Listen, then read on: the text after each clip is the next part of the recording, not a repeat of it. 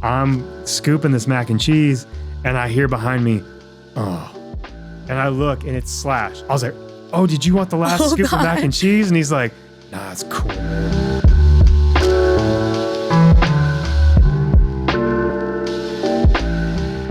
Welcome to Secured Sessions, the podcast with no niche. You can find us on Instagram, YouTube, and stream our episodes on Apple Music and Spotify with new releases every Tuesday morning. So for today's episode, you may know him from the band Papa Roach, who have toured with bands such as Guns N' Roses, Limp Bizkit, Eminem, Rage Against the Machine, and many, many more.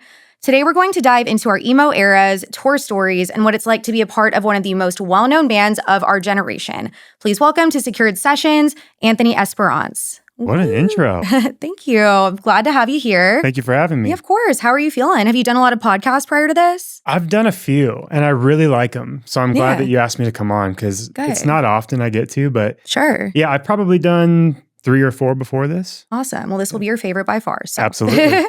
Well, to get started, I wanted to talk a bit about your early life growing up. For those of you that don't know, his brother is in the band as well. Yep. So when did he get started in the band? How did you feel about that? And did you kind of realize how big it was?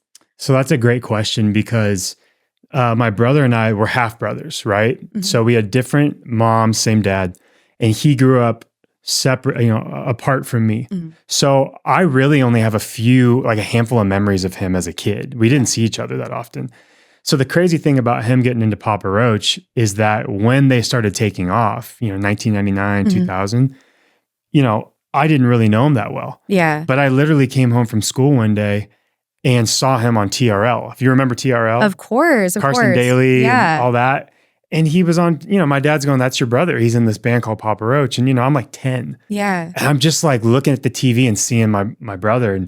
And so it just tripped me out. And, as I got older, I got to know him better and saw him more and we became close. But it was an absolute trip seeing the success of them, from my perspective as a kid. Yeah, can only imagine. Did you always want to be a musician, or do you think that seeing him kind of aided in that journey a little bit and made you veer in that direction? I always wanted it. Yeah. It obviously helped that he had that presence and he was in this big band, but there's like something that happened to me when I was 8 years old that I'll never forget. And it was this moment where Santa brought me a drum set, right? Yeah. And I just sat at the drum set. I was 8, I wasn't good or anything, but I started hitting these drums and it was like, I was sold. I just knew, I was like, I'm going to play music. Wow. One way or another, I'm doing it. And it was in that moment. That's amazing. Yeah. So how did you feel once you saw the band start to take off? You knew him at this point. It was exploding. Did you kind of know, hey, maybe I want to be a part of that band? Or did you want to be a part of something else? And, how'd that get started? I didn't think about being in Papa Roach at that time. I thought the band, they really are one of my favorite bands. Yeah, I know I'm biased, but the music is exactly what I love. And so I didn't want to be in the band, but I wanted to emulate them and be in my own band, which I did. Mm-hmm. My first band I joined, I was 14. Wow. It was called Words Fall Short, and it was in my hometown of Oregon. And the funny thing is, like, the guys in that band like headhunted me. They like cornered me at school because they heard I played guitar. Yeah. But I was a shy kid. To be in a band and play shows, like I was so terrified of that. But these guys were older and they would corner me and they're like, we know you play guitar. We heard you're pretty good. And they basically forced me into coming to a rehearsal. Did they know who your brother was, or they just knew you were really good? I don't think they did. Oh, wow. I don't think they did. Well, that's good. That just speaks to your talent then. Yeah. Because I just hadn't talked about it that much at that point. But yeah, they just had heard I play guitar and that my dad also had a recording studio. Oh, so they might have been trying to weasel their way in, finagle some free hours. Yeah, slick. Yeah, they were slick. But I joined that band, love the guys. We did like a solid 3 years in that band. And then I had a couple more bands after that. One was called Beyond These Walls, and then Saints and Vipers. Okay. Which was all metal, rock kind of. Sure. So like Papa Roach. Similar, yeah. Yeah. Speaking of your dad having the studio, how did he feel about you guys both being musicians? Did he like that? Or was he one of the parents that are like, get a real job, become a doctor? How did that go? So supportive. Amazing. Yeah. Like, my dad wouldn't care if I wanted to be, a dancer or a dentist or whatever. He wants me to be happy. But I think when he saw me pick up music, it made him excited because he was there every step of the way. having a recording studio as a kid, as a teenager, is insane. It's phenomenal. Yeah. I learned to record myself. I learned to play to a metronome. Things that a lot of guys learn later in life. For sure. I had the luxury of having it in my home. So I took advantage of that. And I was in that studio every day, every night. Yeah. It's almost like it was meant to be your calling a little bit, 100%. Awesome. Well, pausing on the story and then moving into your young adulthood, let's talk about your emo era. We all had one, or most of us did, who were angsty at all. But do you feel that you were a true emo kid back in the day? What kind of music did you listen to, or did you kind of get that later in life? I wouldn't say. Okay, I was an emo kid, but I didn't outwardly show it. The hesitation. He's a poser, guys. Don't listen. No, I'm not claiming I was like the king of emos, but I was emo like the rest of the kids in 2003, 4, and 5. Right. But I was again shy. I didn't speak my mind very much, so when I had heartbreak or whatever, I internalized it. I went in my room and played my guitar. Sure.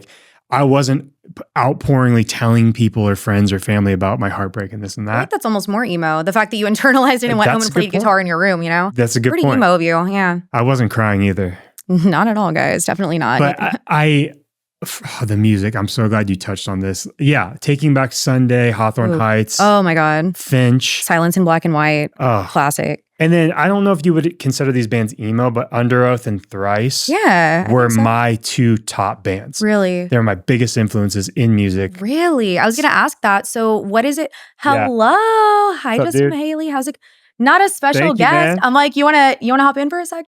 We're going to pause the podcast, guys, and reset for a brief moment because we have a special guest. I don't know if you see who is sitting here next to me, but Justin Mahaley of the Grow or Die podcast has joined us in the studio for 3 rapid fire questions directed at Anthony. I don't know what he's going to ask. Nobody ever does. Take it away, Justin. You were supposed to give the intro of your favorite podcast, the Grow or Die podcast. I'm your host, Justin Mahaley. That is the Hell voice. yeah. All right. You just become the new lead singer of the band. I like it. Yeah. Hey, dude, I got some bars. All right. I got some bars. Okay. Yeah. Put me in.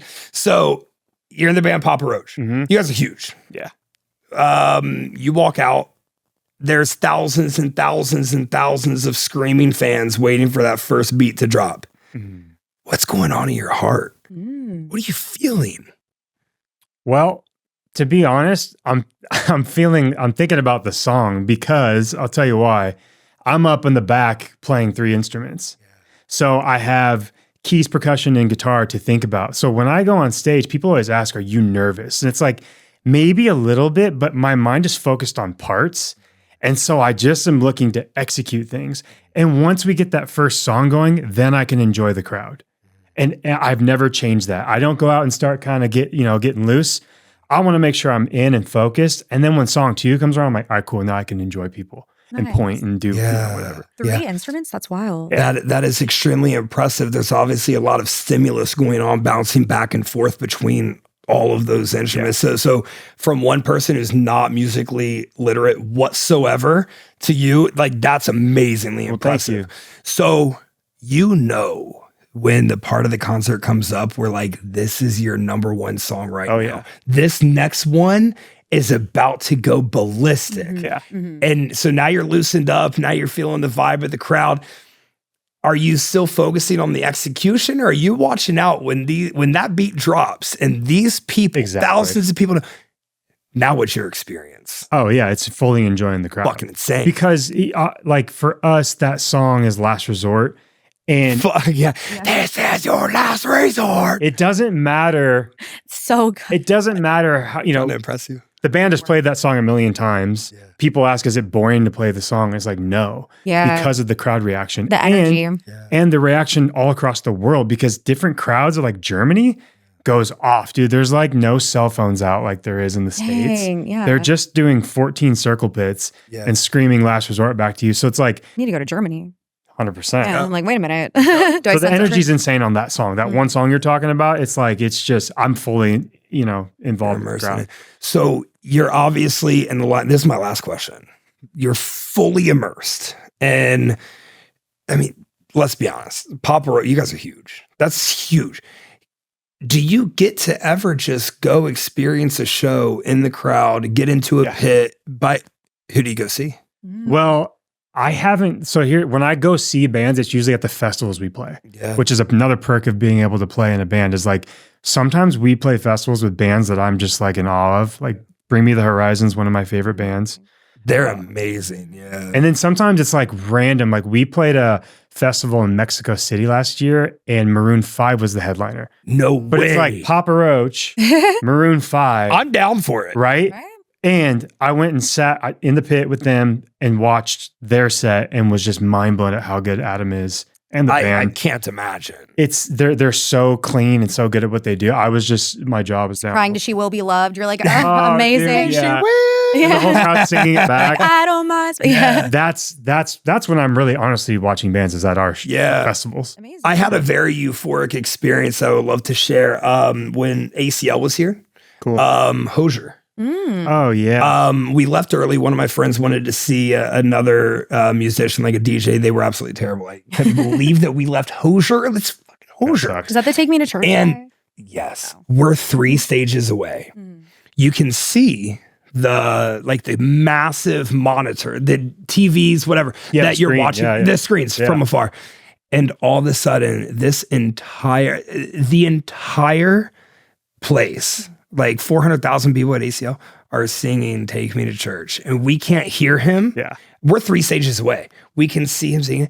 That was, even thinking about it right now, that was gravitational to experience. And I feel like, I'm not sure the numbers, I'm not sure whatever the case may be, but when Papa Roach sings Last Resort, I feel like there's a very similar pull. Yeah. So I also want to add in here before I take my final adieu.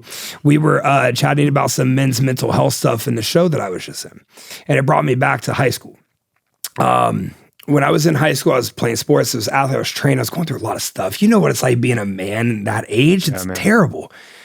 I was talking about that. Yeah. Perfect timing. I've definitely listened to some Last Resort. Hell yeah. When I was going through it. So from one man to another, I appreciate your talent and I appreciate what you added to my life and you don't even know me. Dude, amazing to hear, dude. Honestly. Yeah. That was a song that got me through some stuff.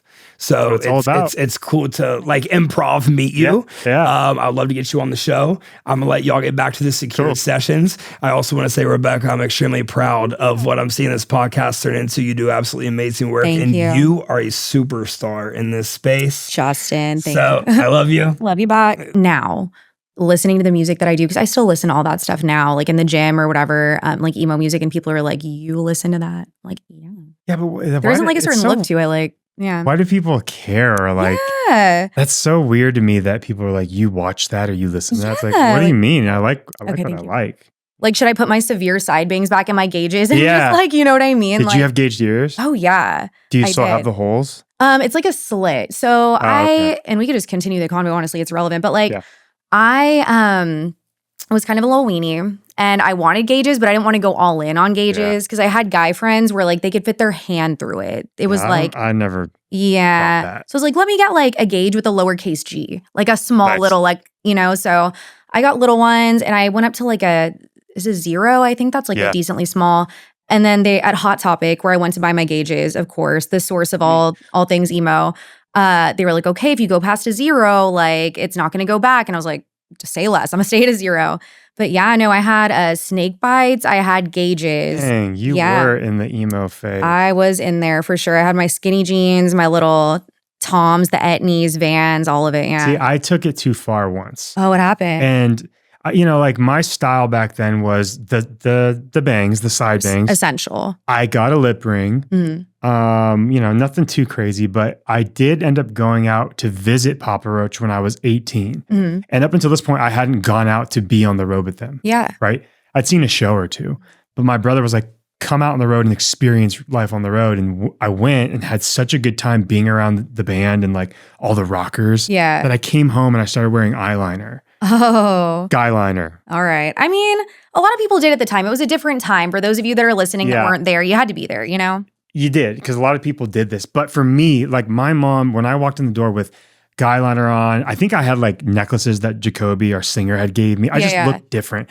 And, she let it slide around the house for a couple days, but eventually she was like, this is not my son. Like, you're acting different. I was acting a little bit more. Said it's not a phase, Mom. It's You don't not even know me. it's like yeah. all that stuff. I was telling her like, no, this is me. And she's like, it's not you. Yeah. And she called me out. And like, my dad also was like, dude, you can be you. But like, I was acting like an asshole, honestly. So it really wasn't you actually. You're like beefing it up a little bit. No, Okay. I was trying to be cool like the guys I saw on the road. Gotcha. And coming back to my family, my sweet parents, they're like, all right, what happened to you out there, That's good. They kept you grounded though. Yeah, I'm glad she did that. Yeah. I actually had to retake my senior pics, my senior photos. I had to redo them. Yeah.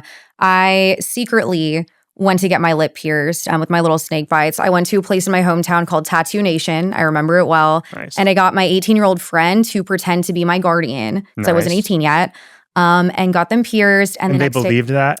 I don't think they believed it. Oh, like, this will do. They're like, it's Tattoo Nation in Corpus Christi, Texas. Like, it's $1 for like a piercing. Just go, girl. Like, just do it. Sign like a fake little waiver or whatever. Different lasted, just complete mess. But so I showed up to my senior pics. They were the next day. I hadn't seen my parents yet. Then they get the pictures back and they wreaked havoc. They were freaking out. So I had to go retake them. Yeah, they just didn't understand me. It's not a phase. The angst, I know. The angst of it all. Do you remember MySpace? Yes. What was yours like? What was your song on there? What did it look like? I don't even remember. Really? I remember really liking MySpace. Yeah. I mean, my song was probably Thrice. It was probably a Thrice song. Yeah. The top, what was it, 8? Yeah. They had top 8 and then they went to like top like 16 and stuff. They became more inclusive. Think about if we had top 8s now. I feel like people would be really hurt and it would like ruin friendships because if you unfollow someone these days, like it like hurts. It's a big deal. But like I remember moving my top 8 around and my friends would do the same and I never really cared. No, I didn't either. But I think like as a culture, I won't get into this, but I feel like we're just a little more sensitive now generally. Yeah, we are. Yeah, which is the irony of it all because you would think emo people would be more sensitive, but I feel like it's a lot more so now. Yeah. So Instagram changed everything. Yeah, I think so. But that's a story for a different day. Yeah. What was the first song you learned on guitar? Do you remember? Yeah, well, first I'll tell you how I discovered the guitar. Yeah. Because remember, I was a drummer, right? So at 8 years old, I got the drum kit and I fell in love with the drums. So I played drums till I was 13 only. Yeah. That was my instrument. But I went into our family. We had this like storage room downstairs in our house and it has just Christmas decorations and a bunch of crap. And I was going looking for something and this guitar slides out of the heavens. Like it came from above these boxes and it landed at my feet. And I was like, what? And I opened it and it was this PV guitar that my dad had from the 90s. Yeah. And it just looked cool. And I was like, my dad has guitars in his studio. I just didn't take a liking to them, but this one landed at me, right? That's wild. And I just went, whoa. And I took it to my dad and he's like, I haven't seen that in years. Like I put it away. God. The guitar just picked you like Harry Potter and the wands. I guess it just like went to you. It was like the broom coming. Yeah. And I was like, can you teach me, do you know the band CKY? Mm-mm. Okay, there's a band called CKY and the song is called Quiet Bitter Beings. Mm-hmm. And then I asked him to show me Stairway to Heaven. Oh. Which both of these guitar parts are pretty hard. I can imagine, yeah. And he's like, dude, like this is gonna take a long time. I'm like, well, just show me what to do. Yeah. And he showed me, and like all guitar players know, like it took me like 2 months to even make it sound like okay. Yeah, I believe it. But I was dead set on getting both those riffs, and I spent every day learning them. That's awesome. So I got it eventually. It just took a long time. Huh. Too cool. So how did you choose ultimately which instrument you wanted to land on? Did you have a favorite or was there a moment where you decided, okay, I want this over this? The guitar chose me. Yeah. So 100%. In that moment, you just knew. Yeah. It might have not been that moment because I wasn't good yet. Yeah. Right? Like you have to practice your instrument so much to even just be like fairly good at it. Sure. So that took like a year and a half. But I had this dedication where I wanted to get songs. I was learning songs. I wasn't making up my own yet, but I was like, I want to learn this song. I want to learn the Thrice song. I want to learn blah, blah, blah. Blink-182. Of course. And once you get the song down and you feel like the chord progressions, that's when I got hooked. Huh. And the guitar is a songwriting instrument. You can sing lyrics and melody to the guitar. Drums, you can't do that. True. You know what I mean? That makes sense. Yeah, absolutely. In your opinion, what is the best emo nu metal song of all time if you had to pick one? Nu metal, I would say Linkin Park. Is it Closer I'm thinking of? Or is like One Step Closer to the Edge. Oh, Or what's their other big one? I should know this name. Numb. Yeah. Yeah, Numb. You're asking we've come to the right place. Yeah. I'm like an encyclopedia of just I'd say Linkin Park is like true. the biggest songs. When we were talking about this before the podcast started, but they were really, I don't know, I feel like they set a lot of trends in a way. They did. Like when they partnered with Jay-Z on Collision Course, we were kind of talking about how it had been done here and there in the past. Yeah. But putting together a whole album, I mean, that's massive. And I feel like it started kind of a whole genre in a way. It did, yeah, because we were saying Run DMC did something with Aerosmith. Like it had been done rock and rap, but I think because Linkin Park was new metal and Jay-Z is Jay-Z, dude. Yeah, like, of course. That was such a mashup. But yeah, they're the kings, man. They set a trend. I remember hearing that record in Sam Goody. Do you know the store Sam Goody? Why does that sound so familiar? I don't know. It's a store from my hometown. I mean, they were around in like the late 90s to early 2000s. It's a music store. Yeah. And we had one in our like local mall and they were playing Linkin Park on the intercom. And I had to stop and ask the guy, what is that? Oh my God, yeah. Because I was into Disturbed at that time. Yeah. Papa Roach. System of a Down was coming out with stuff. Yeah. I love them. Same. But something about the electronic element of Linkin Park is what caught my ear. That is kind of different, huh? Because those other bands I mentioned weren't doing electronic. Yeah, they would have like little record skips and stuff like that, and a lot of other bands wouldn't. You're so right. I never thought about that is different as well. Yeah, I remember the first time I ever heard Linkin Park, I think I was in middle school. And I was sitting in this little science lab, and I don't know how, I just remember this very vividly. And the guy sitting next to me, I think had like a Walkman or like a CD player, not to like age myself here, but whatever. Here? Yeah, like, so I could check hear, this out. I was like, what is this? And from there, I remember I went home, and my dad listens to the same kind of music. So I grew up like, very long story short, he grew up like kind of like poor, like dad wasn't really around. So he didn't know many nursery rhymes. So when I was a baby, he would sing me like Led Zeppelin and like songs cool. like, and like a baby voice. Like that's cool. Yeah. So I guess I was just destined to be emo, right? 100%. But he bred you that way. Literally, yeah. My first concert was with him. It was Nickelback. I love Nickelback. Yeah. Oh, I think there's a lot of Nickelback haters for no good reason. Like, why do they actually not like them? I don't know. And it's obviously been a trend for years and years and years. Yeah, why do they hate poor little Chad, you know? I don't get it because all their songs are really good. And like, I love the guitar parts with that band. I mean, his voice is insane. Yeah. And How You Remind Me is one of the best songs. What I really am. Well, and it's like they have a song for anything. Like, are you going through a breakup? Yeah. Nickelback. Are you like speeding down the highway? Nickelback. Partying? I don't know. I feel like they get unnecessary hate for sure. So I don't know if you know this, but there's actually some fan fiction written about you online. Yeah, when I only knew of one. There's a few. Okay, there's crazy. like a good handful, and that's like a big hand. So yeah, I was on Google kind of doing, some research prior, finding out some facts, thinking of questions to ask, and I stumbled upon this, and I just wanted to get your live reaction. Cool. To one of them. So I'm going to read this off to you. Okay. And I just want to get your thoughts. Also, how does it make you feel knowing that people like write that about you? I don't really know what to feel. I'll have to hear the content first. Okay. I chose one of the more calm ones. Oh my. Yeah, there's some craziness out there. Let's see here. It's weird to hear that I have fans, to be honest, because the band, Papa Roach has been Papa Roach for a long time. Right. And then I was added later. Yeah. But, I get it. I'm now playing with them and involved with them, but to hear like someone wrote fan fiction about me is really interesting. And it's wild because you would assume like they have a fan base that's been around, like you said, since the 90s. Yep. So those people have kind of been carrying through, over the years. And it's like they find someone new in the band and they're already such a big fan. I guess it makes sense, but I can see how that would be interesting. Well, let's hear what it is. All right, guys. So here we have one of many pieces of fan fiction about Anthony. So let me set the scene. So it seems that you and this person, they just put me, they didn't put who it was.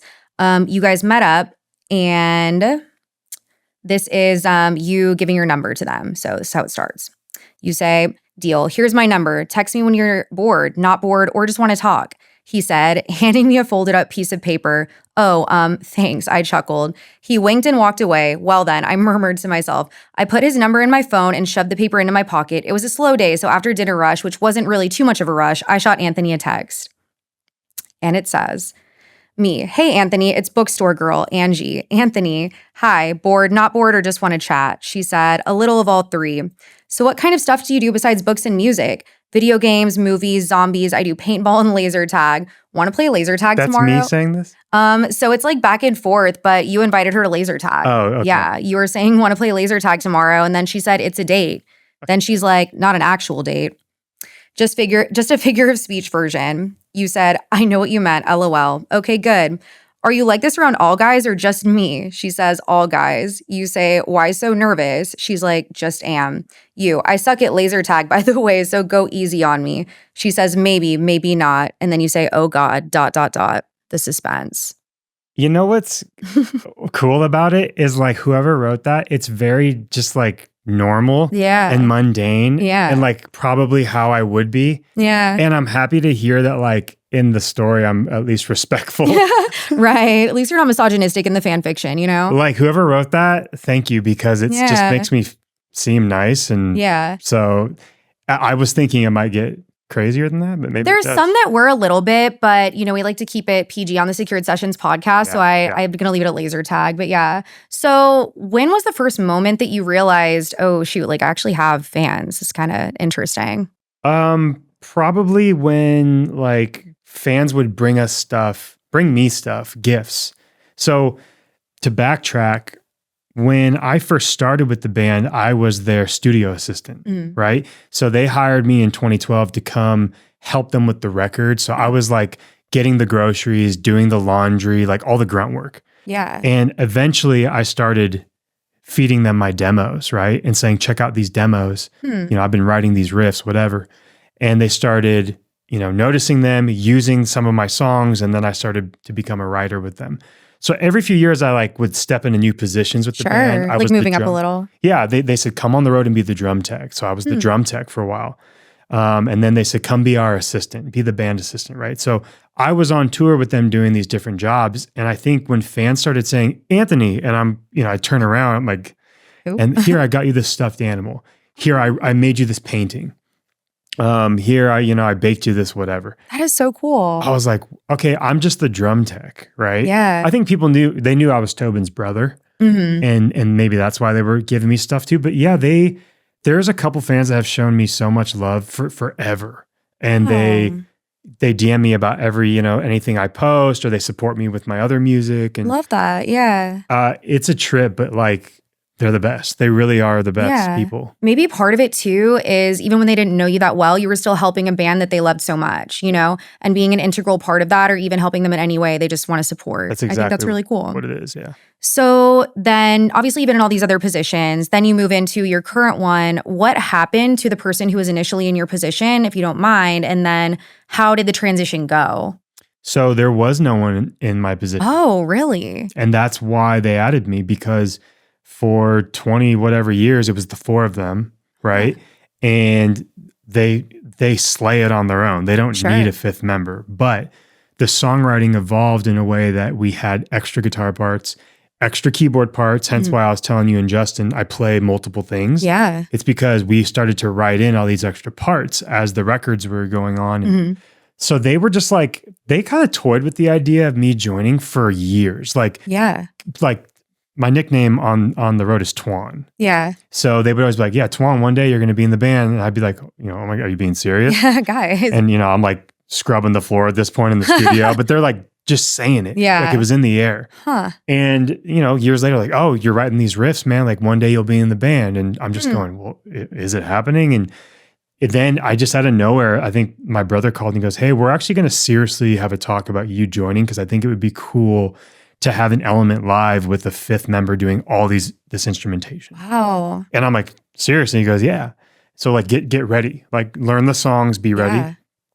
And we had like a tryout, if you will, a rehearsal tryout. What did that consist of? It was before a tour, and they just said, learn all the songs. I mean, the span of how many songs they play live is probably like 40. Sure. And growing up with, my brother in the band and knowing the band, I knew a lot of the songs, but there were some I didn't. So I got to work, I learned everything, and it was, let's run through a mock set and see how I do. And it was nerve-wracking. The rehearsal was more nerve-wracking than the show. Really? Because like I said, when it's showtime, something comes over me and I'm like, it's like going to work. It's work time, Mhm. going to war, whatever you want to say. And I just focus. But rehearsal was everyone's watching me. Everyone's critiquing. Yeah. It's quiet in this room, so everyone can hear every little mess up if I mess up. So I was like nervous for that, but it went after like the fourth song, I felt fine. How'd you feel when they told you were in and that you were going to be moving forward with them? So excited. Like, Imagine. so that's the goal, right? Like to play in a band that's doing well, that gets in front of crowds, that plays in front of big crowds. Yeah. And not everyone that's, in my position gets to write with the band. Like they allow me to write with them and I make the records with them. So it's special to be able to play the music. I co-write with them. What are some of the favorite songs that you have that you've written with them or the most meaningful? There's one called Falling Apart. It's off an album called Fear. And I was just in a really emotional time when I wrote the music for it. We rented a house in Las Vegas, which was a blast. Yeah. And on the weekends, the guys would all go home to their families, but I was single. So I just stayed at the house in Vegas while they went home to California. You're like, I'm in Vegas. Where am I going to go? No way was I leaving. So I had this house, like a 6-7 bedroom house to myself. I would set up in the living room and I just was like in an emotional stage. Like this sounds so funny, but a song by Shania Twain came on called You're Still the One. Oh yeah. Love Shania. It's a classic. And that was my parents' like song. They used to sing it together and stuff. And like they're divorced now, but I don't know why it hit me. It just made me really like emotional. And I wrote Falling Apart that day. And it's a heavy song, but there's a lot of emotion in the music. Sure. And I think that's what drew Jacoby to it when he heard it. It's like very driving. It's very powerful. It's kind of Deftones-ish in the chorus. Love that. And he heard it and he's like, I love it. And he ended up writing the lyrics. But the song is like, I'll follow you, out of the dark, basically. Yeah. I'll be there with you. That one's my favorite. And then one called Help. Love that one. Yeah. It's just such a fun. Yeah. Such a fun one to play live. It's a great message. Yeah, absolutely. Very juxtaposed because it's happy music with dark lyrics. Sure. So kind of love that though. Me too. I feel like a lot of the best songs are like that. Yeah. Because it's like, yes, they're sad, but you're not listening to it because you're dwelling in it really. It's kind of helping you get through it as 100%. well. So yeah, it pumps you up. that's awesome. Let's see. So as far as the name goes, I was going to Google it, but I would rather you answer and kind of tell me from y'all's perspective, what does Papa Roach mean? Where did the name come from? Okay, so Papa Roach is the name of Jacoby's grandfather, who has since passed. Okay. His last name was Roach. They called him Papa Roach. And the band, when they were naming the band, it was in it must have been 95, 96. Yeah. They were naming the band. And it was in the era of really weird band names like Korn. Yeah, that's true. Limp Bizkit, like what are the Saliva? Like, yeah, you have a good point. It just weird, Mr. Bungle, Yeah. So they're like Papa Roach, like that's my grandfather's name. And so the band is named after Jacoby's grandfather who took his life. He committed suicide. Oh, wow. He had some, I don't want to like butcher it, but he had some disease. And so he ended up taking his life. And it's like, that's powerful because the song Last Resort is about suicide. Wow. And our most recent single, Leave a Light On, that's out right now, yeah, is all about leaving a light on for somebody that's going through a rough time, about suicide. So it all just kind of came full circle with the name. Yeah, absolutely. So it's special because it's a family member. Of course, understandable. Did he live to see the band start to grow? Yeah. Nice. Yeah, I don't remember the year he passed, but the band was already established. Yeah. But it's like, he was an old, probably in his 80s and knew what he wanted. And it's like, it is what it is, Yeah. That's what he wanted to do. For sure. Well, that is definitely very full circle. And it's a beautiful sentiment that now they can help people who might be in a similar headspace or going through something and maybe prevent that. Yeah. If at least in one person, I mean, that's massive. That's what music is all about. That's what the band is all about. It always has been. And that's what I respect about Jacoby and the guys so much is they're real about it. It's not a facade. It comes out of this dude's heart when he's writing lyrics. And it comes across when he's on stage. It's like pretty special to be in a band with that real meaning, Absolutely.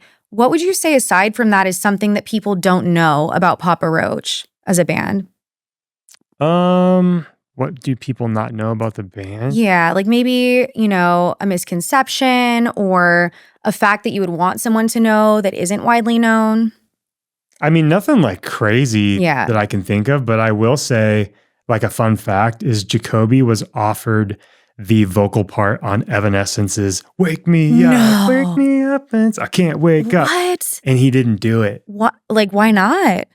I can't remember. I don't think he was like disinterested, but I think he was busy or just went, who is this band or whatever. Sure. I got this thing going with P. Roach, like I'm busy. Maybe it was something like that. Yeah. But he was offered that. No and way. so it's like such a crazy thing to think, what if he got to be on that song and just doubled the stardom of like, know, both bands? Can't even imagine. Yeah. Didn't she do something with Seether as well? Right? Oh, yeah. A few songs. I wasn't in the band when they... but Amy Lee, like from Evanescence, didn't she partner up with Seether, right, for a few songs? It sounds familiar what you're saying. I'm not 100% clear. For sure. I'm just saying because I feel like I could see Jacoby doing that part as well. Like maybe being like the male counterpart. I feel like he would be great. I mean, he would be great at it. It's just crazy that was almost a thing. Yeah, that's nuts. What could have been? Yeah.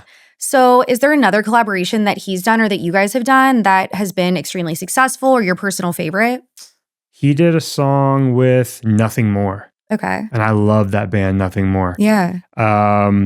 It's called Don't Stop. And that song is badass. Like that band came out of nowhere for me. I they just one day popped up on YouTube and they're such good musicians and great dudes. We've toured with them a few times. For sure. And I knew them before the song came out. Like we'd gone on tour, started becoming friends, and then Jacoby's like, yeah, I'm going to do a feature.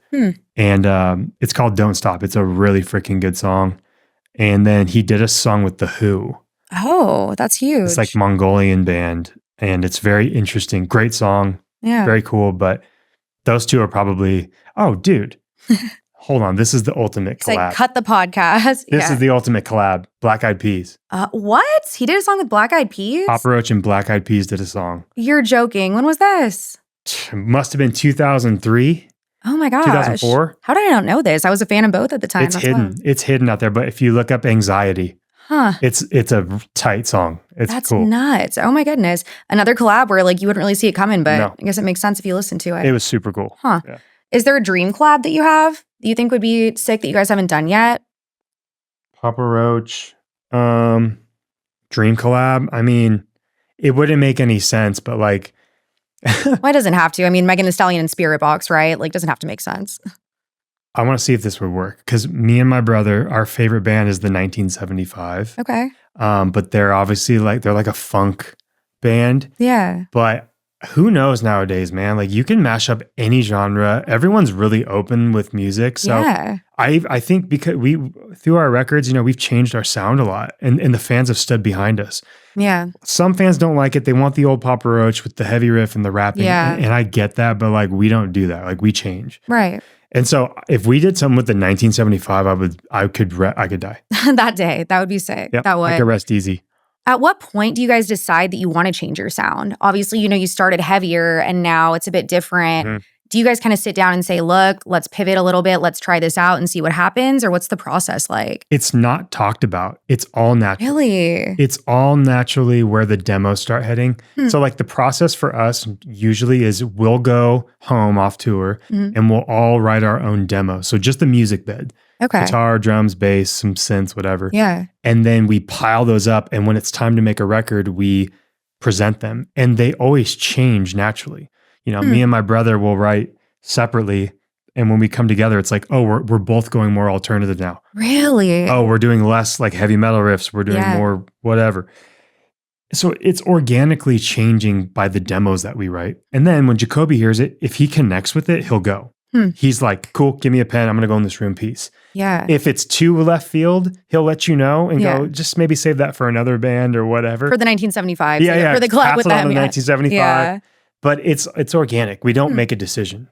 I think it's interesting because obviously over time, y'all change as people. I'm not the same person I was 4, 5, 10 years ago. So maybe that's why the sound changes. Maybe it's maturing, and growing. And your taste changes in who you're listening to. Yeah, absolutely. Like I was only listening to heavy, like emo or heavy music in my teens. Yeah. And then in my 20s, like I fell in love with this artist, Imogen Heap. And that's one of my favorite songs in the world. It's called Hide and Seek. The way I already knew, I'm like, it's a classic. Yeah. Such a beautiful song. Like, I started falling in love with her and like M83. and taiko. And these are all like not rock. So my songwriting changed because of that. Yeah. Interesting. So as far as bands that you've met, obviously you guys do a lot of music festivals, right? Have you had a starstruck moment on tour of meeting someone? So I was starstruck meeting Ollie from Bring Me the I Horizon. can see that. Yeah, he's huge. Had to play it cool. They came out to our show at the Roundhouse in London. And I just, I met him, like whatever, I did the thing, but he's like my idol as a front man. Yeah. Stage presence is nuts, insane. He's so like more in depth than you think as a musician. Like his lyrical ability, his songwriting, his stage presence, all those things. So I got freaked out when I met him, and then I met Slash in a very funny way. Yeah. At a festival, right? He was playing on the same festival as us. This was after our set, so it's like 9 p.m. and he was headlining at like midnight. So I was in catering at this festival, and there was this mac and cheese dish, and there was a scoop left. There was one scoop left. And so like I'm scooping this mac and cheese, and I hear behind me, oh. And I look, and it's Slash in his top hat. And he's like, I was like, oh, did you want the last scoop of mac and cheese? And he's like, nah, it's cool, man. And he walked past me, and he went and got like a, old burger or something. Oh, and I'm wearing a Garfield sweatshirt with little Garfield faces all over it. And I'm like, I just fucking took Slash's mac and cheese in a Garfield sweatshirt.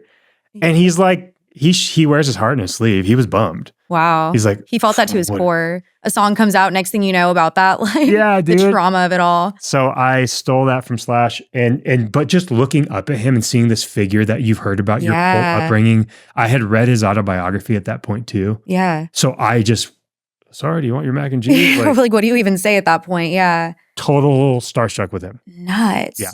Understandable. That's crazy though. Even playing on the same stage as him, is that still surreal sometimes? Yeah, it is, because Papa, like that's what's cool is like Papa Roach is one of those household names where like they get those gigs where you're alongside Guns N' Roses and stuff. Like that's so crazy to me that we get to play with these bands. They got to play with Red Hot Chili Peppers on a tour. Amazing. I mean, big bands that I've looked up to. And so, yeah, I'm starstruck, I'm not always starstruck, but I've noticed that it's with the people that have meant the most to me in my childhood. Sure. Not just like if you're like a massive star, but if your music made me feel a certain way, that's when I like freeze up. Yeah, absolutely. And it happens at pivotal moments in your life too. Like for me, Red Hot Chili Peppers, one of their albums, there was a lot going on in my life at the time, so it takes you back to that too. Yeah. So I can only imagine meeting them, being around them. Breakup records. Yeah. Oh yeah. 100%. Where that takes you right back. Right back to emo Bex. Yeah, 100%. Yep. So let's see. Do a little more and then we'll do that game real quick. So as far as dating goes, being in Papa Roach now, obviously it was different prior, but is there a way that you can tell, or that the other band members have taught you to tell, if somebody is kind of a fan or if they really want to get to know you? Is there a red flag when it comes to that? The band they never told me anything. Yeah. Really good luck. You can just tell.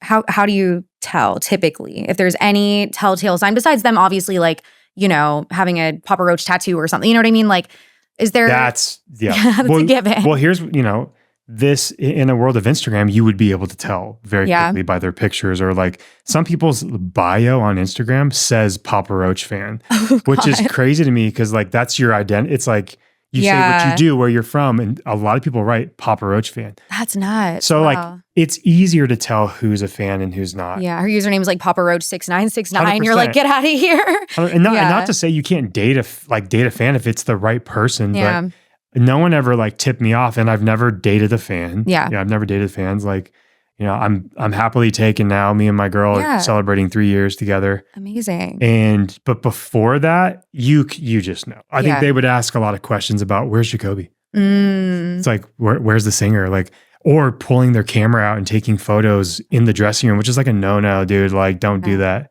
I just said no. That is a no, guys. It's like scolding. He's like, I definitely no. have a dog. Yeah. It's okay, same. That's I get it. Freaking no to Absolutely not. take photos and ask questions and poke around. And I think that's how you would be able to tell. It's like a pretty big red flag. Yeah. Do you see that often being on tour with so many bands, just a bunch of like girls kind of following the bands around and stuff like that? And how does that work? Like, not to pry, but obviously you're in a committed relationship and you guys have that trust, but does that ever become an issue? Just girls kind of bopping around? No. Because here's the thing, the band does not have any girls backstage. That's good. We're like, everyone is married or taken. The other members have kids. So it's like people ask what's going on backstage at a Papa Roach concert. And I'm like, bro, in 2023, it's them on the phone with their daughters. Yeah, you're like, we're playing Jenga. Like, we're literally, we get off stage, we immediately sit and talk about the set. Yeah. Like what went wrong? What can we change? And then we towel off and we all just hang out, the five of us. We don't allow anyone in the dressing room. And there's no girls. There's no women backstage. Back in the day, yeah. But like when I joined in 2017, there wasn't even any girls backstage. Sure. Because everyone's married. Like there's no point. We have girlfriends that come backstage. We have people in the industry that are women that come backstage. But my girlfriend knows that they're just that. And I'm very open with her about that. And she trusts me. And so it's like, there's no issue. And there's no more of that bringing girls on the bus, dude. Like, even if the band was doing that, dude, like cancel culture right now it's a real thing. Yeah. And it's just not worth risking, being risque with somebody that could turn on you for some reason. Well, especially with, social media, cell phones nowadays. I mean, back in like the 70s, 80s, 90s, there was none of that. No. But now it's the smallest thing. And if someone edits it in a certain way, it can completely spin the narrative, and better safe than sorry. That's what I'm saying. Just don't do it. Or find the right person that you can really tell genuinely wants to hang out with you and get to know you, and you want to invite them to the show, like you'll know, dude. Just meet them on like Farmers Only, so they don't know what Papa Roach is. Yeah, exactly. And they can bring you like vegetables and stuff. Vegetables, love that. Some produce, a cow, a pig or two. Yeah. So with that said, do you have any friends that have been canceled for maybe something like that? Do you know anyone that's happened to in the industry? And is that what kind of created the hesitation for you guys? Obviously, you weren't really having the girls backstage otherwise, but I know it is something you mentioned. So is there a story that you have about maybe that happening to someone you know? Cancel. I know of musicians that have been canceled, but they're not like my friends. Yeah. Let me think. No one on a personal level. But the thing is, man, is like, it's such a hard line because I trust the woman that's saying that. Yeah. Like I know how men are. I'm a guy. Yeah. Like I can see how it's one way, but also there's a part of it where like, let's say the girl gets dressed up and she's wearing a short skirt and her tits are out and she's in the front row and she's eyeballing. Like, you also know what you're doing. Yeah. And so and then if the guy comes in and says, come backstage or whatever. Yeah. And then you turn on him. It's and it could be a trap. Yeah. It's a trap. And so like, I believe both sides. Like it's a sad issue. Like no one should be, being forceful with people, but like, I don't know, man. I don't know what to believe. I'm taken, dude. I don't even worry about You're this like, shit. the one takeaway from this is just no, do not DM this man. Yeah, don't DM him. Don't do it. Yeah, exactly. Don't do it, guys. I'm warning you. It goes back to the Warped Tour days, and this was kind of before cell phones and stuff like that, really. I mean, I guess Motorola Razors, right? Oh, I have one. I did too. Oh, yeah. I just found it. That's weird you said that. I'm cleaning out the closets right now because we're moving soon, and I found my razor. It slid down like the guitar. Yeah, the guitar. From the heavens. But of course, it's dead, so I can't. Oh, no. I don't think you can find a charger. Yeah. Yeah. But yeah, back in that time, a lot of stuff happened that's just coming to light now. You know what I mean? With a lot of those people from those bands getting canceled. So that's true. Yeah. I guess they're lucky that wasn't around. Yeah. Don't be a dog, dude. Don't be disrespectful. Like, just don't ever do that. Yeah. That's my message. Like, especially now, guys, like, you got to be careful. It's risky business. Yeah. Dangerous business, as Under Oath would say. But, so with that said, I think a big part of things happening that maybe shouldn't would be substance abuse in the music industry, right? And you're sober, as is Jacoby. Is everyone in the band sober? Jacoby is sober. Jerry, the guitar player, has never drank. Wow. He has never, through all of Papa Roach's success and wild times and celebrities and this, he's never drank. Yeah. He doesn't like it. Huh. He's never liked it. It's pretty rare. Yeah. My brother will go in and out because he's a health nut. Sure. He drinks. But he loves fitness and health, and he is always researching those things. So he'll go on stints of like a week of no drinking. Yeah. Our drummer has cocktails after the show only, right? He's very professional. He will not drink before the set. He's superstitious about it. So like for the most part, we have a very not sober group, but a good group of guys that just don't really drink. Yeah, pretty level-headed. Level-headed. No one's being an idiot. And yeah, it came time for me to put the bottle down. It was consuming my days. Sure. And it's like, it's hard because you join a band like this and alcohol is pushed on you. I'm sure a lot of stuff's just readily available, Whatever you want. Yeah. And other bands that you're on tour with have things, right? Come in my dressing room, come in our bus, like do this. Sure. And that's fine if you can handle it and get the job done. But, excuse me, I think that I took advantage and went too far. Yeah. And I saw bands drinking at noon, right? I never thought to drink at noon before I was in the band. Sure. But now I'm in the band and this guy has a bottle of Jameson and he's saying, come in my dressing room. So yeah, I'm going to take a shot at noon. And then I'm going to take a shot at 3, and then I'm going to take a shot at 6, and then I'll have drinks on stage. And I was like getting smashed every night and waking up so upset and sick. Yeah. And then the only way to beat that is having a little more. Right back into it, yeah. I was always getting the job done. I always played the set, right? Sure. So that was my justification was, well, you're doing your job, you're playing the set. Right. But it just started to suck and it started affecting my life. So I had to cut it. I feel like that's the justification though for a lot of alcoholism is, oh, well, it's not affecting my life. It's not affecting my job. But I think ultimately it still is affecting you mentally. And maybe you're not sober enough to realize that it might be affecting your job. It's affecting you a lot more than you think. Yeah. Like, yeah, those are the justifications people make to keep drinking is, okay, I still go to work. I still pay my bills.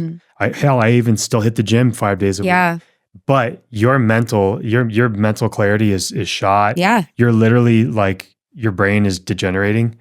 And the way you can tell is if you stop drinking for a month, see how insanely good you feel and how much more productive you are, you'll realize that it's holding you back. Yeah. What was that moment like when you realized, okay, I'm done. That's it. Like I've gone too far. This is a slippery slope. I can't continue this. I had multiple. Okay. That's the thing is alcoholics don't just have one rock bottom. Sure. There's a lot of rock bottoms. Yeah. And that's what's sad about the disease is that it owns you. We know that now. Like for a long time, people thought that it was a matter of willpower, that you could just stop if you needed to, right? This is anytime I want. Yeah. This classic. is the old thinking in like the 50s and stuff.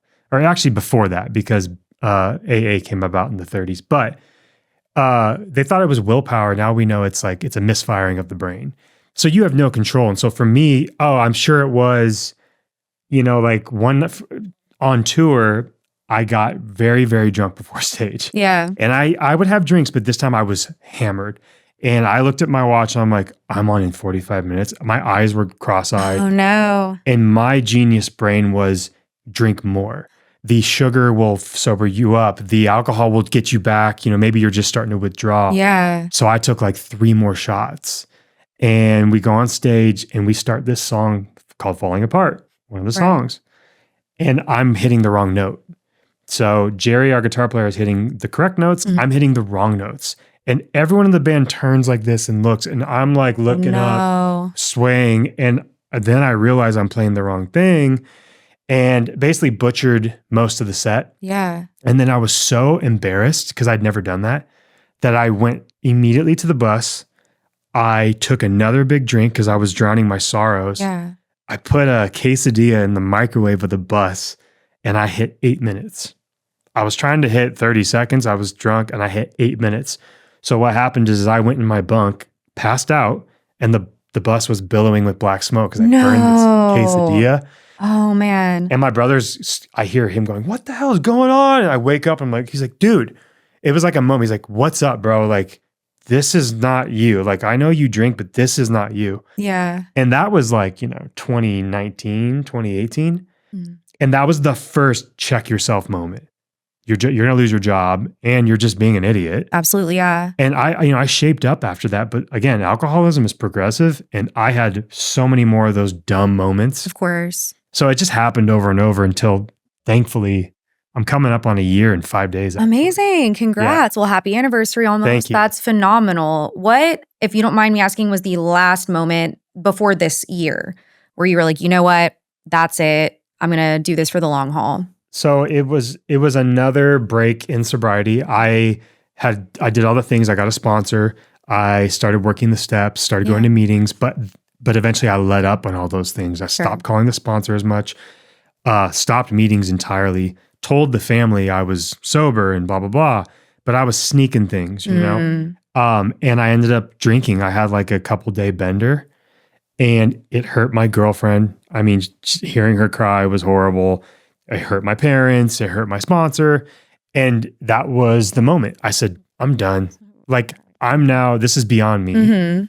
You know, it should be about me and saving myself, but I'm hurting all these people. Like, I'm done. And I just had this come to Jesus moment, like you need to stop. And I've gotten the help I need. And I'm like, 5 days away from a year. So yeah, that's phenomenal. And I think that's why it's important to, like what you said, it never goes away. It's always just dormant, but it's how you handle it and the steps that you take and being consistent. And I think it's so important to note, people that deal with addiction, if you do slip up, don't just use it as an excuse to go back to your old ways. One day of messing up is completely different than months and months and months of doing it again, Exactly. So. It's what you do at that moment. And like my advice to any addicts or alcoholics, like if and when you do relapse and slip up, you need to love yourself through it. Like, I mean that because it's so easy to go, I messed up again, self-deprecating. I'm such a loser. Look, my mom's crying. Like, that's how you get in more trouble and will use your drug of choice more. The substance is already hurting you, then you're hurting yourself more, right? You have to, like, the moment when I changed is I did this bender, saw who I was hurting, and I went, you know what? Instead of being mad right now, I'm going to love myself and say, dude, pick yourself up and let's do the steps that's going to get you sober. Yeah. Those steps were getting another sponsor. I got 2 sponsors now. And I go to meetings regularly now. Yeah. That's changed the game. Absolutely. Yeah. If somebody, say, listening to this is in active addiction, they've maybe tried, failed, what is step 1 that you would advise them to do? If maybe they don't have a support system, what can they do first to try and get out of that? AA meeting. Yeah. AA meeting. And I think a lot of people are scared of AA meetings, and I was too. Yeah. But I'll tell you right now, it's the most welcoming group. It's the only group that you can like go into and be a complete asshole. Yeah. And you can walk in belligerently drunk and say, you're an asshole, fuck you, and slam the door. And the next day, if you wanted to come back, they would all allow you back in. Like, it's an insane group of people because they know where you've been. So they just see a disgruntled person, but they know on the inside it's a good person. So go look up local AA meetings and go to one, and you'll find someone in there you connect with, someone whose story resonates with you, and just introduce yourself. Say, I'm scared, man. Like, I don't know what's going on, but like, I heard you speak and I liked what you said. Could we hang out? Yeah. That person will hang out with you and talk you through things. Because they resonate. And maybe when they went to their first meeting, they didn't have anyone. So I think that's Probably a not. cycle. Yeah. Being able to help each other. So obviously, you guys being sober on tour, it's pretty calm when it comes to the Papa Roach part of it. But do you have any tour stories that you've seen with other bands, or what's the craziest thing you've ever seen on tour? Like party-wise? Anything. Just any craziness. A fan doing something crazy. Just, you don't have to call people out. So anything you've seen where you're like, oh my gosh. We've had some, we had Fruit Ninja night. Okay. So, which scared the crap out of me because I was the assistant at this point, and my job is to take care of the band. And part of that means like make sure they're okay. Yeah. Jacoby goes, Tuan, I need you to get watermelons, cantaloupes, and a machete. I said, hey boss, I don't think that's a good idea. Like, I can put 2 and 2 together. Yeah. He's like, I need you to get a machete and watermelons and blah, blah. And I went, it's like, if he cuts off someone's finger in the band, we can't play the rest of the tour. Like, I bought the machete. Oh no. But it's Jacoby. Everyone's like, get this man. Yeah. So I got him the stuff. And after the set, he had people throw him fruit. He was cutting fruit with the machete. And like, the more people like yell and give him like praise, the more he does. So then he started cutting, like bananas. And then he cut he's like, challenge me, guys. 3 apples at once. Let's can go. Of nuts. Oh my God. Like, you can't even cut that. Yeah. So like, we've had some moments backstage that they're pretty harmless, but like, throwing food at each other, wrestling, pillow fights. Just the most wholesome stuff ever. Yeah. Dude, a baseball bat to the wall. Like, we're obviously drinking. The thought of like Papa Roach doing pillow fights just brings me so much serotonin. Like, I love nothing more than picturing that. That's phenomenal. Yeah, we tickle each other too. Love that. Yeah. Secret, guys. No other podcast. We're exposing it here. 100%. Which crowd has been the most rowdy that you've ever seen? I know you were mentioning it earlier off camera, but of all the places you've toured, who has just been the rowdiest, the craziest, the most hype? South America, Mhm. all throughout. Yeah. There's just a passion there that you can't match. And then most of Europe, like Mhm. Germany, Yeah. like rowdy, wild. And like the difference with going to those two places, again, is the cell phones. That's what I notice. The States, you're seeing a cell phone out in front of your face. Like from my perspective, it's just cell phones. People like to film. Their cell phones are down for the most part, and they are doing like 14 circle pits, and they're crowd surfing continuously, and they're screaming, and it's just a different vibe when you go. And also Russia, we did a couple Russian dates where the kids were wild. So those are the most passionate, rowdy crowds for sure. Yeah, absolutely. So y'all performed at a pizza shop. Yeah. What brought that about? Like, how did that start? What Good spurred that idea? Okay. That was like a promo thing for the new record that came out last year. Whose idea was that I think it was our creative director, Darren. Yeah. And Darren, his name's Darren Craig. He's a very talented creative director, works with all types of musicians. And I think it was him that said, let's do a punk rock pop-up shop, old school rock and roll show, like with amps. And the reason I say with amps is because no one uses amps anymore. We use these computers called fractals. Like, of course I knew that. Yeah. Or, the technical obviously. side of things, right? Yeah. Don't have to tell me. So it's like we got to use amps again, which for me, I hadn't used an amp since 2008 or 2009. And the band hadn't used them in forever either. So it was just old school rock and roll, punk rock. And it was cool because like it was out of Shakey's Pizza, which is a well-known spot in LA. Yeah. And like on the sign where they normally say the specials and the pepperoni special deal, it said, Papa Roach, ego trip sessions or whatever. That's sick. And it was so freaking cool. Like we invited a bunch of like social media people to come film. I was going to say, like, was it fans or who was in there? No, we had this guy that's like a bodybuilder on Instagram, has 1 million followers. Like we reached out to people that we knew if they filmed, it would reach more of an audience. Other musicians, models, actors, friends, family. Smart. And we got to eat pizza and play a show. And I mean, sounds like a win to me, purely a win. Whoever came up with that phenomenal idea. Yeah. I think it was Darren, so prop. Honestly jealous. I'm like, next time invite me, guys. Absolutely. Sick. So you said you were emo. We're going to put that to the test. I'm going to be playing approximately 7 to 10 songs, just the first 5 seconds. You're going to tell me who it is and what the song is, okay? Damn. I have faith in you. I'm no expert.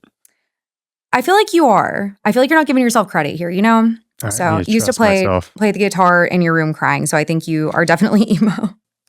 So let me pull up the first song and we'll get it going. Okay, you ready? Yeah. Let's do it.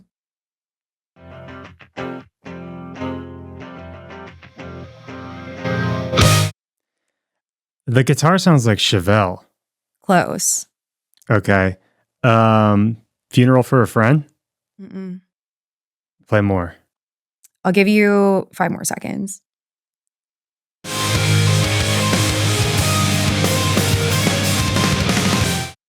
Oh my God.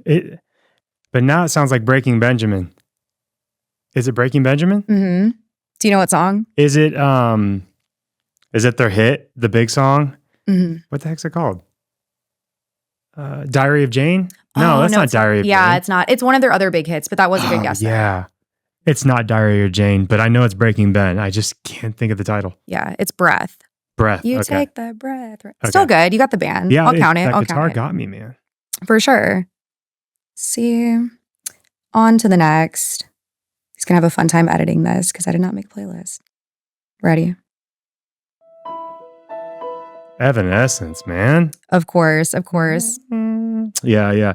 Evanescence, the song, the one. The main one. Do you know How the name? funny that you picked that one when we talked about that. I know, crazy. Honestly, like Amy Lee is iconic. How many girls were really doing it like that back then? Were there any others? Flyleaf.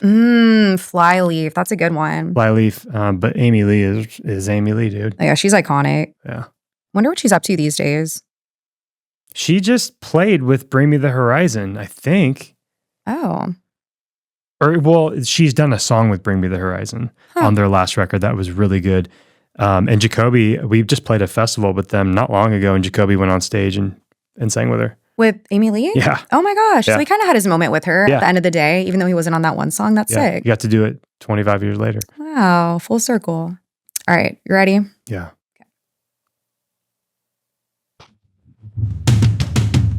Disturbed. You got it. This song, man, this is one of the songs I learned on guitar when I started to get the hand of playing guitar like kind of well, was Down with the Sickness. It's a good one, a classic. And you know from that drum beat, that's pretty special to like know the song from a drum beat. Yeah, I always think that's cool. And I've seen this challenge done before, and it's just the way that you can know a song by the first few seconds. It's pretty iconic. I wonder how, if it's just like repeating it so many times you've heard it over the years, or if there's something special about the way they compose it. I don't know. That's a great question. Right? There's probably some nerd out there that does the science behind what makes a catchy song, but yeah, I think it's the popularity. It's when the song becomes popular and it's played on commercials and at bars and like you just get to know it. For sure. You know? For sure. All right. The next song. Dude, 3 Days Grace. You said you weren't going to get it. You're crushing it. 3 Days Grace. I mean, that song hits. That's an emo song, dude. Oh, yeah. I was That's like on the emotional. school bus in middle school, like hand against the glass, just staring out there. Nothing was wrong at all. I Hate Everything About You Yeah. is the song title. I was perfectly fine. No trauma, but just was okay. regardless. Yeah, Okay. definitely fine. Love that song. Ooh, this is another really good one. My Chem. Got it. Helena? Yeah. Yeah. My Chemical Romance. You know that church is an actual like open church that you can go to? Where is it? Oh, I don't know, but someone was telling me that you can go there, and I guess on like Halloween they do this really cool thing and they do a reenactment of the video. This is okay. So a buddy of mine is in a band called Vespera. His name's John. He's the drummer. Him and his girlfriend dressed up as Gerard Way and Helena, and they look exactly like those two people. That's iconic. And they went to a church on Halloween and took photos and video. And I was like, that looks like the church from the video. What? Is that too much to ask, guys? Honestly, whoever you are out there, that's all I ask in life, in a relationship. Yeah, truly. it was done really well. That's sick. That's such a good couples idea. I never would have thought of that. That's Me really neither. cool. Yeah, apparently the church is dope. I think it's in another country, I almost want to say. Maybe not, but I feel like I know someone that knows someone that went there. Maybe they just went, in this case, they probably just went to a church in LA, Yeah, but for sure. it looked like it. Yeah. Huh. All right. Next.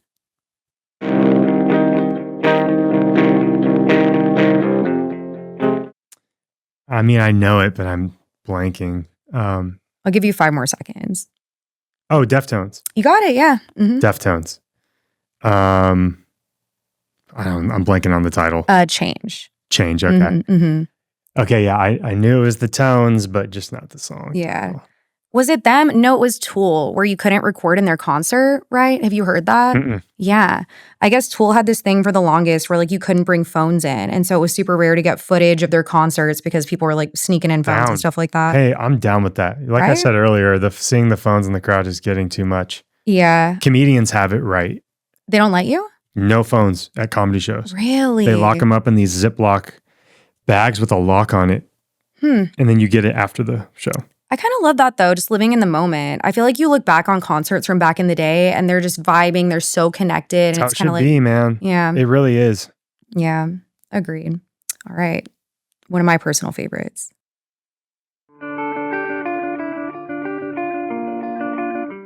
Chiodos. Mm-hmm. And it's funny because I'm hearing his high ass voice come in right there. Yep.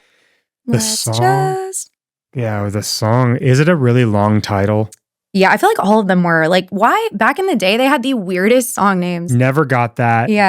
I don't remember what band. Maybe it's Chiodos, but there's a band that's like, Me and a Crowbar. Oh, is it Under Oath, I think? I got 2 friends in a crowbar or something. That says you won't do jack. Yes. Like, Mhm. okay. And imagine saying that title live. This next song is 2 friends in a crowbar to come to us. Yeah. And it has What? nothing to do with the song ever, or at least that we know of. Yeah, Like, why? probably not. Like, Chiodos, there's no penguins in Alaska. Like, why? You know? That was a thing. That was an era where that was cool. Yeah, And you just had to be there. whatever. Mm-hmm.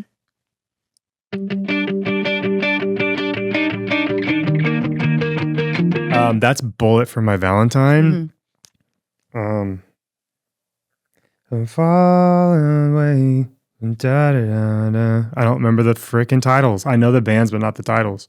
Tears Don't Fall. Tears Don't Fall. Yeah. That happens to me a lot where I'll remember like later in the like song or just like the sound of it, but the title is a tough one. Yeah. That band was amongst a handful of CDs that my brother gave me when I was 14, when I was kind of getting into guitar. Yeah. He was awesome. He gave me Deftones White Pony. Oh, I have a tattoo of the Do horse. you? Yeah. Of the pony? I swear, yeah. Let's see.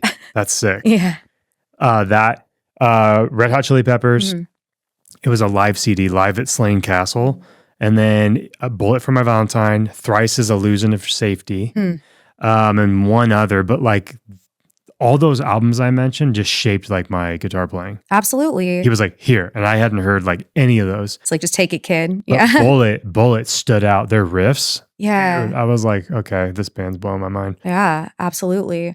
I think I saw on your Instagram story you posted like some CDs or something. Were those the ones? Yesterday? Yeah, yeah. Okay, so that was funny. Like I was telling you, I was cleaning out my closets recently, and I found this box of CDs. I used to make CDs like a mo of my music. So again, being in a recording studio at my dad's house all the time, I would record my music, burn it to a CD, and then I would listen to it in my car to get like mix references and just to listen to it. That's cool. And I found them, and one was a demo that I sent Tobin when I was 17 to just kind of show him, here's my sound, here's what I'm working on. Yeah. And they were hilarious because it's very fitting for this podcast. Yeah. It's so emo, screamo, metalcore, breakdown, central, crabcore. Love crabcore. And it took me back. I was listening to him in the car yesterday going like, this is how I used to write. This is tight. Yeah, to see the progression. Were you a LimeWire guy? Yeah. Really? Yeah. Do you remember the first thing you ever downloaded on LimeWire? I think for me it was Under the Cork Tree Fall Out Boy. And I made I burned a copy of it because I didn't want to buy the That real was thing. illegal downloads, right? Yeah, like super, like it would give your computer every virus known to man. Like your computer was like on the brink of exploding. You're right. I do remember that. Yeah. Everything. I don't remember. Okay, wait a minute. This is such a random band name, but there was a band called Daphne Loves Derby. I've heard of it. Yeah. Yeah, I remember. I'm not familiar with the songs, but I know I've heard of it though. Loved that band. Yeah. They were emo as shit, acoustic-y. Yeah. I fell in love with them on MySpace, and LimeWire had like come out around the same time or whatever. Yeah, yeah. And I downloaded a crap load of their songs. They're kind of like Death Cab-ish, right? A little bit, like similar vibe, or not really? I haven't listened to much Death Cab, but they're like acoustic alternative. Kind of sounds the same, yeah. Like Say Anything-ish, maybe. Yeah, I love Say Anything. Me too. Dude. Yeah. Was a Real Boy, fire. Amazing. That's crazy. Yeah. Like, they're going to be at the festival. They are? When we were young, yeah. And they're playing Was a Real Boy. Mm-hmm. I have a tattoo. I don't know if the camera can even see this. It's a ghost tattoo. It's a Pac-Man ghost, but I also got this as an homage to the song Cemetery. Huh. Say Anything has a song called Cemetery that is beautiful. That singer and songwriter is really good, Max Bemis. Yeah. Mm-hmm. I had a huge phase of their band, and I remember going to a show in Portland, Oregon solo. I used to go to shows solo. I liked it. As you should, yeah. You should still go. I was like 19 or 20, and I would roll up, and they played before like Pierce the Veil. Oh. And I went and had a blast just by myself watching Say Anything. So shout out to Say Anything. Yeah, shout out Max Bemis. Max Bemis, I think, yeah. Phenomenal. Love that album. None of my friends listened to it at all, but I was like, whatever, y'all just don't get it. Love it. Okay. Pierce the Veil. Freaking, why do I keep doing this? The music video, they're like in that office or whatever. Yeah, with Kellen Quinn. Mm-hmm. Dude, one of my buddies wrote on this song too. I feel like really. I just suck with the titles. Just tell me. King for a Day. It's okay, but you know the song. I knew that. Your friend wrote on the song. Yeah. Really? Yeah, he's a co-writer. That's sick. Does he still work with Pierce the Veil? Yeah. Huh. He just wrote on their whole new record. Oh my god. Emergency Contact. Like probably 6, 7, maybe the whole album. I'm not sure, but he's very talented. His name's Curtis, and he writes with them. Pierce the Veil, I would say they're one of my all-time favorites, and it's because of the emotion behind the songs. It's like a lot of bands will just scream and say words, I guess, but you like every single lyric, you could tell he really thought it through and felt it. A Flair for the Dramatic is an insane album. Oh yeah. For that time, that album was like out of left field. It was very artsy, avant-garde. And then Vic's voice is like unique. Oh yeah, So absolutely. They're one of my favorite bands for sure. Yeah, I was actually supposed to see them recently. I had tickets and just didn't go, and I regret it. But I did see them at When We Were Young Fest, the first one they had. Phenomenal. Crowd of like 10,000 just emos that are now 30 to 40, just screaming every lyric, and their stage presence is nuts. Yeah, they're a really good band. Yeah. And great guys. I've heard that. I've heard they're really, really cool. Awesome dudes. Nice.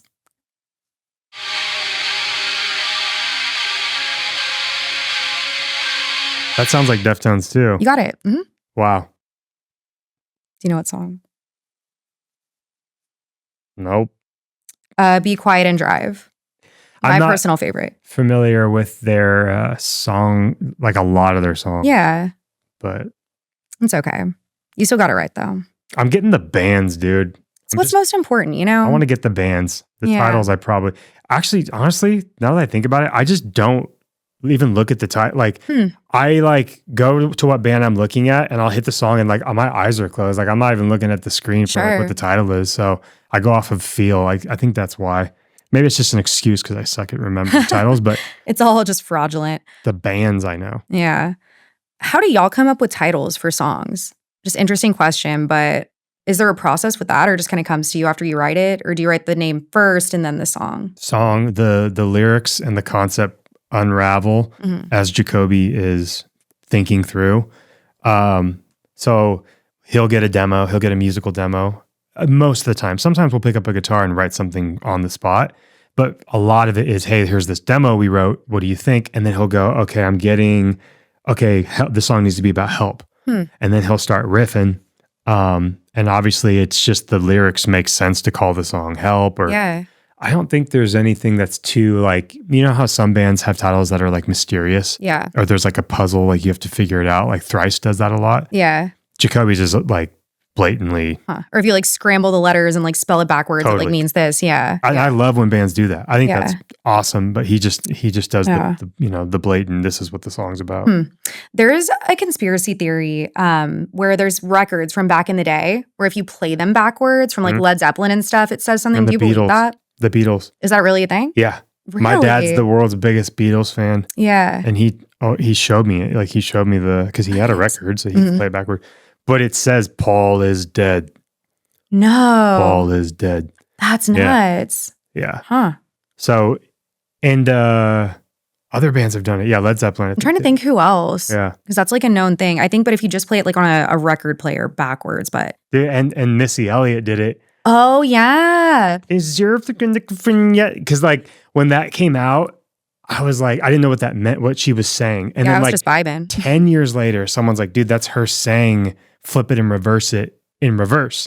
And I was like, what? And I pulled out my iPhone. That is her flipping it and reversing it. Yeah. I had this like app. Musicians have all these apps on their phones that like record or reverse things, or you can do drums or whatever. And this one was a reverse. And I literally said, you're flipping yet? And I played it backwards and it says, flip it and reverse it. No, that's nuts. That's so crazy. And that was like me doing it on the fly. So it was real. Like that shit was real. Missy Elliott. Yeah, that's pretty cool. I found that out like maybe 6 months ago. I had no clue for the longest. You didn't? No. I think I saw a TikTok and I was like, no way. Yeah, it's funny I didn't pick up on it forever. Yeah. All right, last one.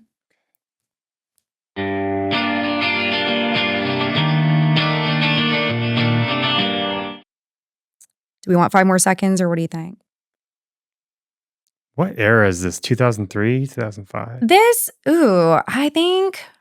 I want to say they were at Warped Tour one of the years I went. So it was probably like 07 forward. Is it like Finch or Hawthorne Heights? No.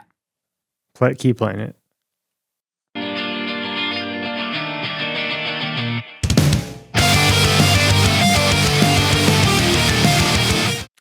I love it, whatever it is. Yeah, it's one of my favorites personally. So if you don't know it, I'll just be deeply insulted. Huh? Funeral for a Friend? Mm-mm. Dude, this is crazy. I've heard the song. I'll play a little smidgen more. Yeah. I'll get to like Let me get the singer so I can Yeah.